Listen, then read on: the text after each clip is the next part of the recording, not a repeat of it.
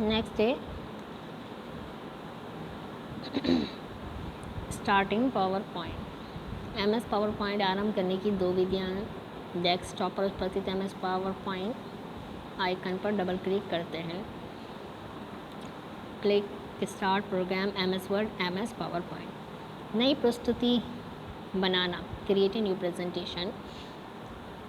नई प्रस्तुति कई तरह से उत्पन्न की जा सकती है। फर्स्ट पॉइंट है auto content wizard. Auto content wizard ये सामग्री या कंटेंट उद्देश्य मतलब पर्पस, शेयर स्टाइल, डिज़ाइन तथा आउटपुट के बारे में जानकारी देते हुए नए प्रस्तुति बनाता है। नए प्रस्तुति में नमूने के तौर पर टेक्स्ट होते हैं जिन्हें हम अपनी सूचना के द्वारा प्रतिस्थापित कर सकते हैं। केवल MS पावर पॉइंट द्वारा दिए गए निर्देशों का पालन करना होता है। डिज़ाइन टेम्पलेट माइक्रोसॉफ्ट द्वारा प्रदत्त पावर पॉइंट डिज़ाइन टेम्पलेट के आधार पर नई प्रस्तुति बनाता है। रिक्त प्रस्तुति टेक्स्ट और रंग के डिफ़ॉल्ट सेटिंग के द्वारा नई रिक्त प्रस्तुतियाँ तैयार करता है। रिक्त प्रस्तुति चयन करने के बाद प्रथम स्लाइड के लेआउट चयन करने के लिए एक विंडो अपीयर होती है। पूर्व डिज़ाइन स्लाइड लेआउट निम्नलिखित है। शीर्षक स्लाइड मतलब टाइटल स्लाइड, बुलेटेड सूची bulleted list, 2 column text, 2 column text, table text और चार्ट और टेक्स्ट, संगठनात्मक चार्ट ऑर्गेनाइजेशनल चार्ट, टेक्स्ट और क्लिप आर्ट और टेक्स्ट, केवल शीर्षक टाइटल ओनली, रिक्त स्लाइड ब्लैंक स्लाइड। रिक्त प्रस्तुति के दाएं तरफ पैनल पर क्लिक करते हैं। दाहिने पैनल के आइकॉन पर क्लिक कर बॉक्स में देखते हैं कि जो प्रस्तुति हम चाहते हैं वह है या नहीं। बॉक्स में क्लिक करने पर स्लाइड प्रयोग में आ जाता है या डाउन एरो पर क्लिक कर चयनित स्लाइड को अप्लाई विकल्प चयन करते हैं। नेक्स्ट है प्रेजेंटेशन के कुछ tips on presentations.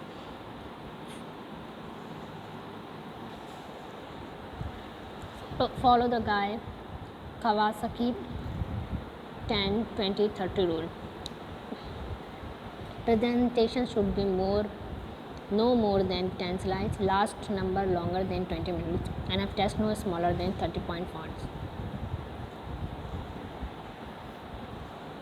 Power point में प्रेजेंटेशन क्रिएट करना तथा पावर पॉइंट संबंधित विभिन्न टूल्स।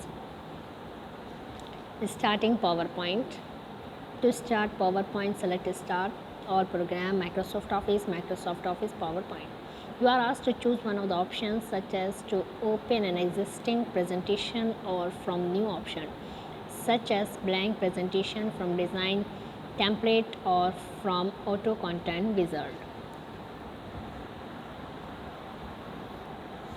PowerPoint स्क्रीन के मुख्य घटक। टाइटल बार सामान्यतः ये स्क्रीन के शीर्ष पर स्थित होता है। ये वर्तमान प्रस्तुति के शीर्षक को प्रदर्शित करता है। मेनू बार ये टाइटल बार के जस्ट नीचे स्थित होता है। ये विकल्पों का मेनू प्रदर्शित करता है जिसे पावर पॉइंट को निर्देश देने के लिए उपयोग किया जाता है। Standard and formatting toolbar. ये टूलबार सबसे अधिक उपयोग किया जाने वाला टूलबार है। स्टैंडर्ड टूलबार का उपयोग फाइल को खोलने, सेव करने, प्रिंट करने, कट, कॉपी और पेस्ट, अंडू तथा रीडू या चार्ट या टेबल बनाने इत्यादि के लिए होता है। फॉर्मेटिंग टूलबार का उपयोग फॉन्ट का आकार या रंग बदलने, बोल्ड, अंडरलाइन या इटैलिक्स करने, टेक्स्ट ऑनलाइन करने इत्यादि में होता है।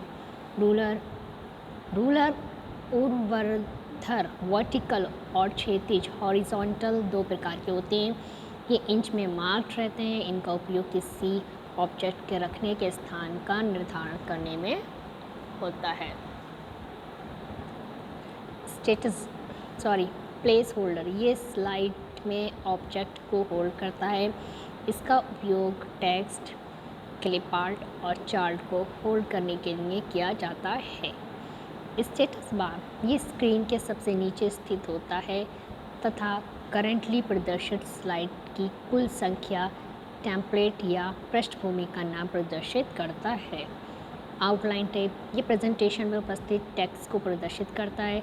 स्लाइड्स टैब ये सभी स्लाइडों के थंबनेल को प्रदर्शित करता है। थंबनेल को क्लिक कर हम स्लाइड पैन में स्लाइड को देख सकते हैं।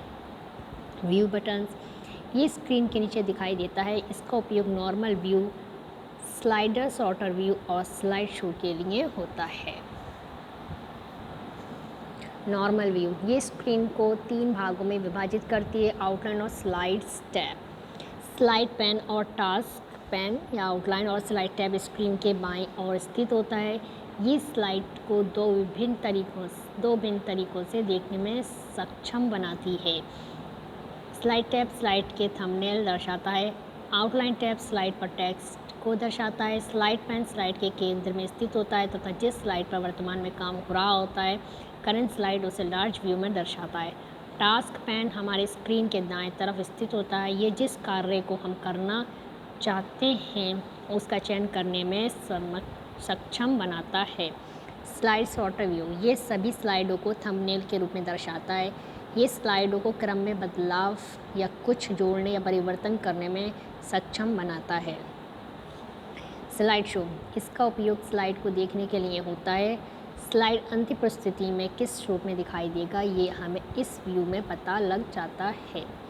ड्राइंग टूल बार, ये स्क्रीन के नीचे स्थित होता है तथा ग्राफिक्स बनाने तथा परिवर्तन के लिए उपयुक्त टूल्स प्रदान करता है। Common task button,